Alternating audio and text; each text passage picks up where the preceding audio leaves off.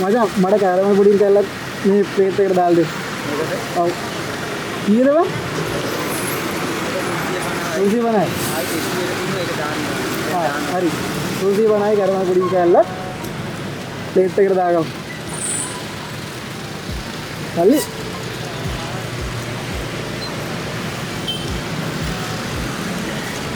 අඩෝ නයිස්.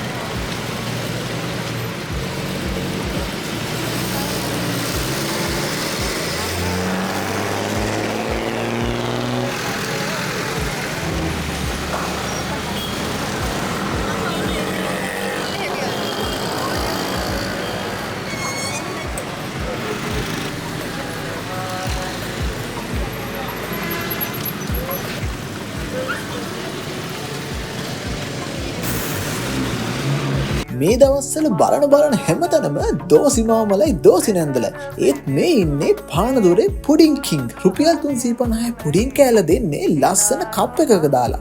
මේ මගේ පුරුද්දනේ මේ යන තැන මැටි ගානක් උස්සා යන්නේ. මම නෝට් කරපු තව දෙයක් තමයි වෙන තැන්වල පුඩින් එක ටක් ගාලා කැඩෙනවා. ඒත් මේක චීස් කෑල්ල වගේ සුපිරිටම තියෙනවා. හරි. ඉතින් ඔයාලා ඉන්නේ පානදුරාවට නම් මේක try කරලා බලන්න අමතක කරන්න එපා. මම යන දවස නම් හිටියේ CDB ස්ටෑන්ඩ් එක ගාව.